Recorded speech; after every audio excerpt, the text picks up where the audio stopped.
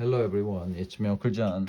Today I am going to read S4 4061 Nate the Great and the Stolen Base by Marjorie Weinman Charmat.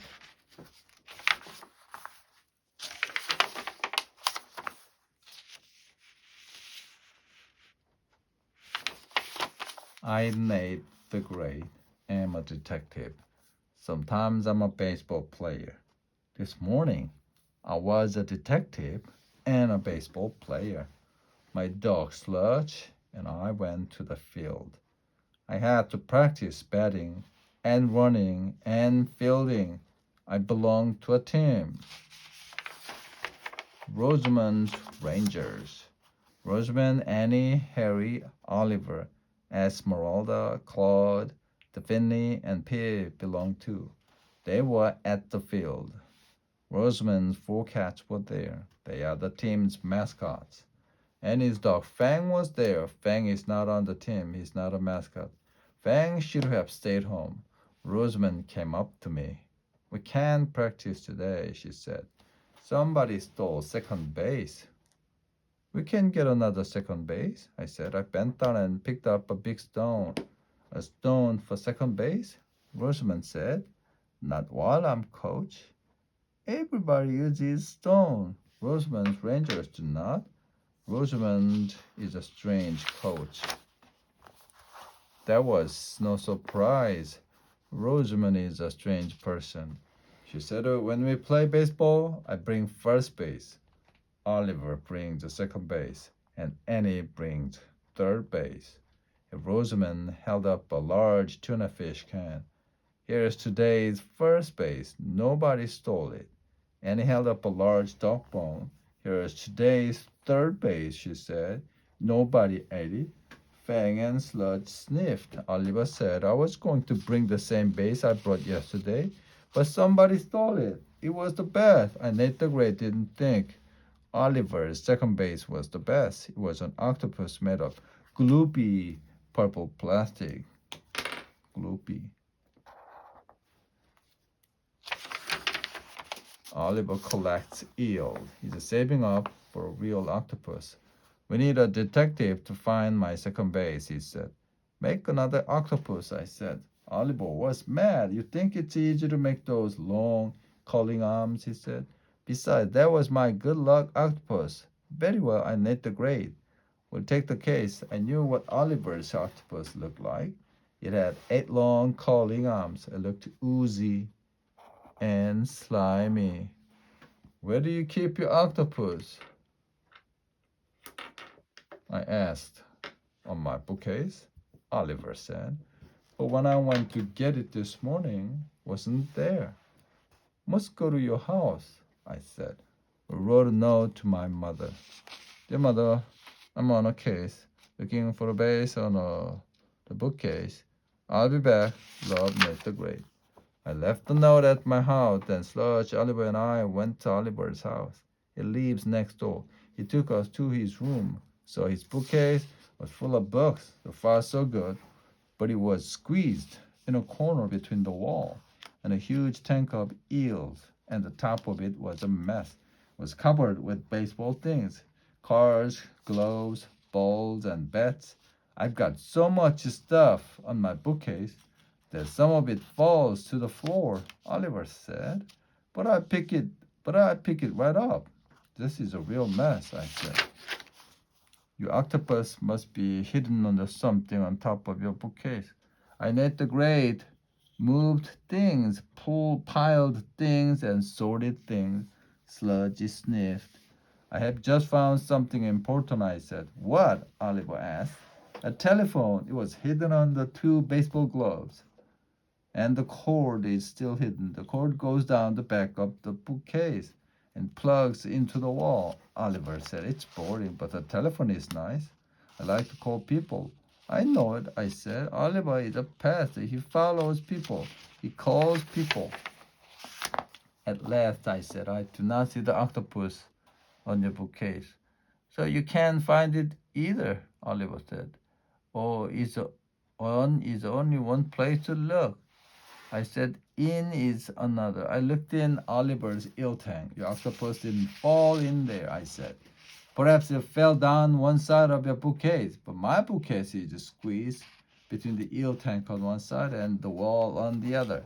Oliver said, I need a flashlight. Oliver gave me a flashlight. I flashed the light down both sides of the bookcase. The octopus did not slip through, I said. So you struck out? Oliver said. No, there is one more place to look.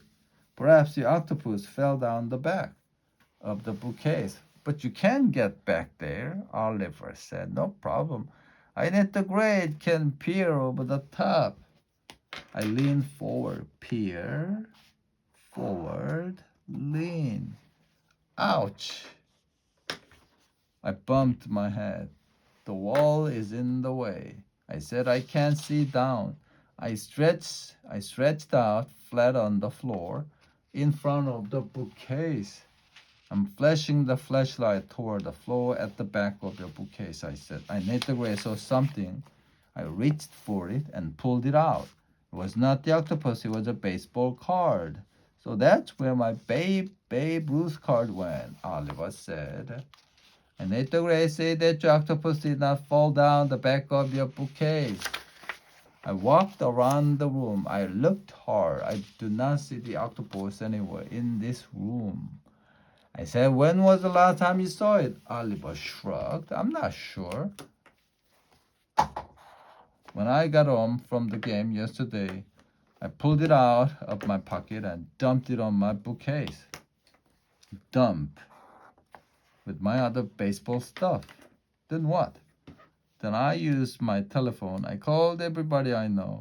I believe it, I said. Then I went out and followed people for the rest of the day. I believed that too. I said, what did you do last night? I slept. Oh, Oliver said. I made the grade was getting nowhere, Oliver said. This morning, when I went to get my octopus, I couldn't find it. Has anyone else been in this room? I asked. Only my eels, Oliver said. Then I need the grade must go out and look for clues. I'll follow you. Oliver said, stay by your telephone, I said. Sludge and I went back to the baseball field. The octopus was at second base in yesterday's game, I said to Sludge.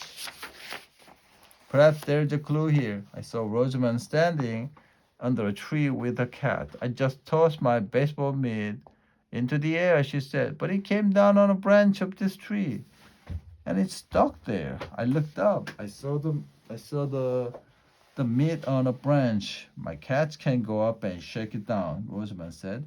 My cats are smart. If Oliver's octopus wasn't made of plastic, they could have find it. An octopus, something like a tuna fish, isn't it? I Nate the Gray did not want to think about that. I walked over to where second base had been. I kicked the dirt around. I saw something long and curling and oozy and slimy looking. It was one arm of Oliver's octopus. Oliver's octopus had 8 arms. I had found one. I solved 1/8 of this case. Look for more octopus arms, I said to Sludge. Sludge and I walked around the field. The Sludge ran ahead. He sniffed. He stopped. He brought me another octopus arm. Good work, Sludge, I said. We kept looking, but we could not find any more octopus arms.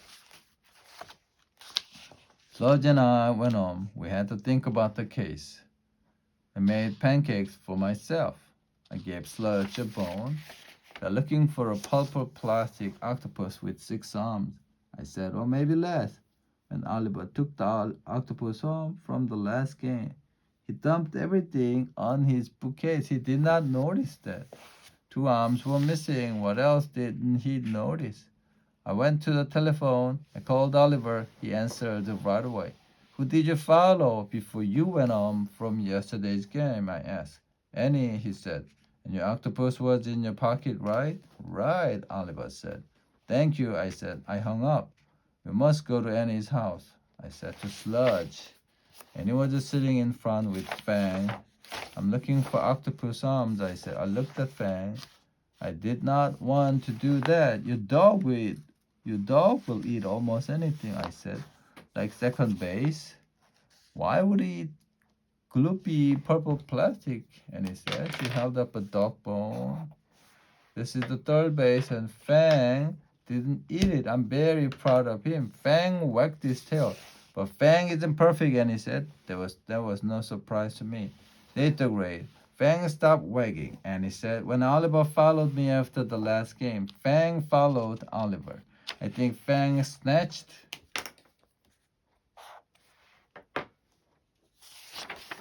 some of the octopus from Oliver's pocket.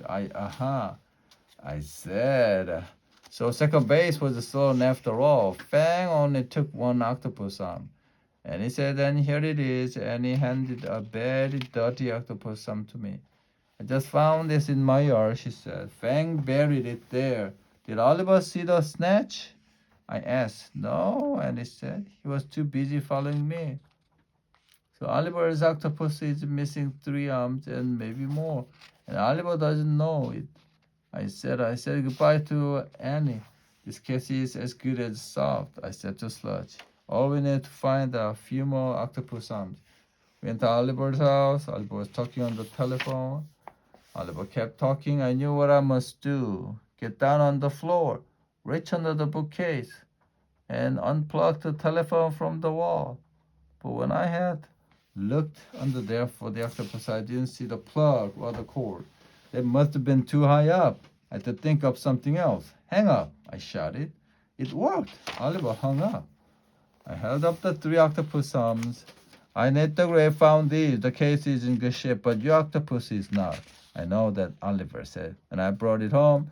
I saw that I had a 5-armed octopus instead of one with 8 arms.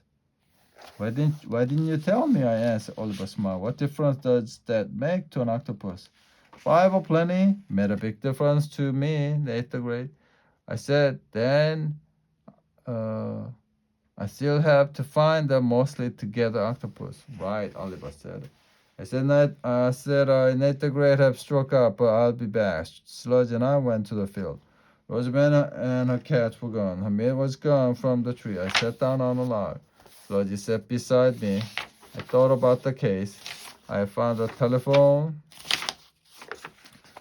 and on octopus arms. None of these mattered, or did they? I looked up at the tree where Rosamond's meat had been stuck. I thought about the telephone again and the octopus arm, those long calling arms, and I knew where the octopus had to be. Sludge and I ran back to Oliver's house. Oliver was talking on the phone. Started to pull his bookcase away from the wall. Oliver hung up. I need to look behind your bookcase, I said. I knit the gray and pulled harder. Then I peered behind the bookcase. So the telephone cord plugged into the wall, and I saw something else. Stuck on the cord with 2 of its arms, curled around it, was a 5-arm purple plastic octopus. The case was solved. I reached in to grab the octopus. Rip! The octopus now had 4 arms, but there was plenty. I held up the octopus. You found second base, Oliver said. But how did you know it was there?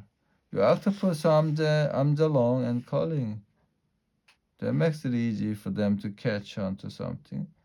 So that was a clue. But I didn't know it until I thought about Rosamond's bee that had caught on a branch. She fell there. After she tossed it, it should have landed on the ground. When your octopus fell off the back of your bookcase, it should have landed on the floor. That's where I looked, but it never got there because its arms were caught on the telephone cord. Hooray, Oliver said. Now we can have baseball practice. I will call the team. Oliver made his call while I pushed the bookcase back. Then Oliver, Sludge, and I walked to the field. 9 Nettergray went up to bat. I looked around the field. I saw first base, a tuna fish can. I saw second base, Oliver's 4-armed octopus. Then I saw third base. The dog bone was there, and Fang's teeth. Fang was third base. I gripped the bear. I made the great hope that I would have struck out. The end.